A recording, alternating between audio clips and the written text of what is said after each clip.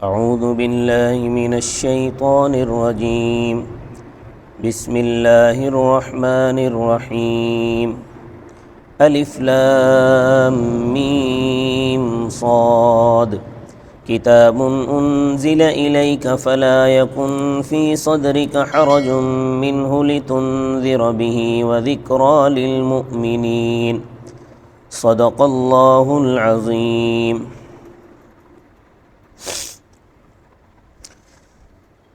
سورۃ الاعراف، اس سورت کا نمبر 7 ہے اور نزول کے اعتبار سے یہ سورت 39ویں نمبر پر نازل ہوئی ہے۔ یہ مکی سورت ہے۔ اس سورت میں 24 رکوع ہیں، 602 آیات ہیں۔ اس سورت کی آیت نمبر 46 اور 48 میں اعراف کا ذکر آیا ہے، تو اسی وجہ سے اس سورت کا نام الاعراف رکھا گیا ہے۔ بس یوں سمجھ لیں کہ یہ جز سے کل کا نام رکھا گیا ہے۔ اعراف عرفن کی جمع ہے۔ بلاغت میں اس کا معنی اونچی جگہ کے آتے ہیں۔ قرآن کی زبان میں وہ جنت اور جہنم کے درمیان ایک دیوار ہے، ایک اونچی جگہ ہے یا دیوار ہے۔ سورۃ الحدید میں بھی غالباً اس کو دیوار ہی کہا گیا ہے۔ اس دیوار کے اندر دروازہ ہے۔ اعراف میں عارضی طور پر کچھ لوگوں کو رکھا جائے گا، بالآخر وہ جنت میں جائیں گے۔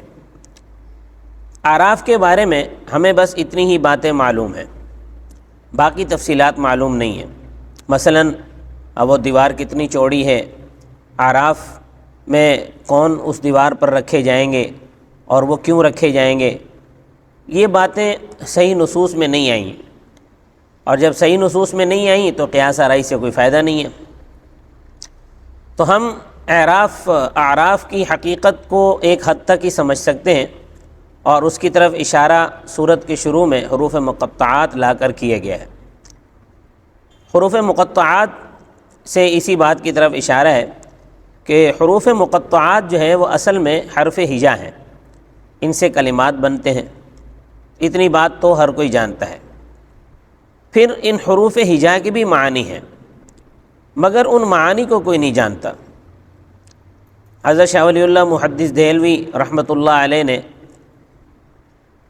الفوز الکبیر کی 5ویں فصل میں اور الخیر الکثیر میں ان کے معنی لکھے ہیں، مگر وہ اس طرح ہیں کہ اگر کوئی ان کو پڑھنے بیٹھے تو اس کا پلے کچھ نہیں پڑتا۔ مگر یہ بات بدیہی ہے کہ ان کلمات سے، ان حروف ہجا سے کلمات بنتے ہیں۔ عربی میں حروف ہجا 29 ہیں، اور یہ جو حروف مقطعات ہیں یہ بھی 29 صورتوں کے شروع میں آئے ہیں۔ یہ ایک مزے کی بات ہے۔ جن صورتوں میں حروف مقطعات آئے ہیں ان میں ایسے مضامین ہیں کہ ان مضامین کو ایک حد تک سمجھا جا سکتا ہے، پوری طرح ان کو کوئی سمجھ نہیں سکتا۔ مثلاً سورۃ البقرہ کے شروع میں یہ حروف ہیں الف لام میم، تو اس صورت میں آیت الکرسی آئی ہے جس میں اللہ کی صفات کا ذکر ہے، اللہ کی صفات کا بیان ہے۔ تو اللہ کی صفات کو ایک حد تک سمجھا جا سکتا ہے، اس کی تمام حقیقت انسان نہیں سمجھ سکتا، سمجھ میں آ ہی نہیں سکتی۔ پھر اسی طرح سورہ آل عمران کے اندر حروف مقطعہ آیا ہے، اس لیے کہ اس میں حضرت عیسیٰ علیہ السلام کے بغیر باپ کے پیدا ہونے کا ذکر ہے۔ اس کو بھی انسان پوری طرح نہیں سمجھ سکتا کہ وہ بغیر باپ کے کیسے پیدا ہوئے، بس اس کو قدرت خداوندی کا کرشمہ سمجھا جائے۔ پھر اس سورت کے شروع میں، سورۃ الاعراف کے شروع میں حروف مقطعہ آئے ہیں، اس لیے کہ اس سورت میں ایسے مضامین ہیں جن کو ایک حد تک سمجھا جا سکتا ہے۔ مثلاً اعراف کو ہی دیکھ لیجئے کہ اعراف ایک مقام ہے، اس کو ایک حد تک سمجھا جا سکتا ہے، اس کی تفصیلات میں ہم نہیں جا سکتے، ہم بیان بھی نہیں کر سکتے۔ اس سورت کے شروع میں آدم علیہ السلام کی تخلیق کا ذکر ہے، اس کی تفصیلات بھی ہم نہیں جانتے کہ اللہ نے ساری زمین سے مٹی جو ہے وہ مٹھی کیسے اٹھائی، ایک مٹھی مٹی کیسے بھری، یعنی ساری زمین سے مٹی کیسے لی، پھر اس میں کیسے گارا ملایا اور اس کا پتلا کیسے بنایا، دھوپ میں کہاں رکھا، کس طرح وہ ٹھیکری بن گئی کھنکھناتی، پھر اس میں روح کس طرح پھونکی، اس قسم کی ساری تفصیلات ہم نہیں جانتے، اور ان تفصیلات کا جاننا ہمارے لیے مفید بھی نہیں ہے۔ اسی طرح رحم مادر میں اللہ تبارک و تعالی انسان کی صورت گری کرتے ہیں، اس کا ناک نقشہ بناتے ہیں۔ ہر انسان کی صورت دوسرے انسان سے مختلف ہوتی ہے، یہ بات بدیہی ہے، مگر بچہ دانی میں کون سی مشین لگی ہوئی ہے کہ جو یہ سارے کام کرتی ہے؟ یہ بات کوئی نہیں جانتا۔ تو اسی کے ریہرسل کے لیے سورت کے شروع میں حروف ہجا لائے ہیں، حروف مقطعات لائے ہیں، تاکہ انسان دقیق مسائل میں ایک حد پر رک جائے، آگے نہ بڑھے۔ تو یہ جتنے حروف ہجا ہیں اتنی صورتوں کے شروع میں حروف مقطعات بھی ہیں۔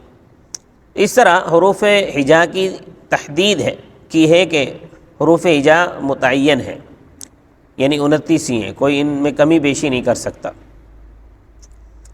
سورت کا موضوع اسلام کے بنیادی 3 عقائد ہیں: توحید، رسالت اور آخرت۔ اور آپ حضرات کو معلوم ہے کہ مکی صورتوں میں زیادہ تر انہی عقائد سے ہی بحث کی جاتی ہے، لیکن سورۃ الانعام میں توحید کا مضمون زیادہ پیش نظر رہا ہے، جو اس سے پہلی والی صورت تھی سورۃ الانعام۔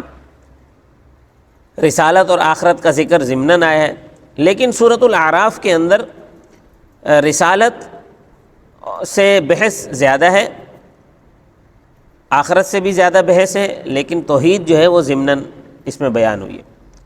تو یہ صورت ایسا لگتا ہے کہ گزشتہ صورت کا تتمہ ہے، اس لیے لوح محفوظ کی ترتیب میں بھی سورۃ الاعراف سورۃ الانعام کے بعد ہے۔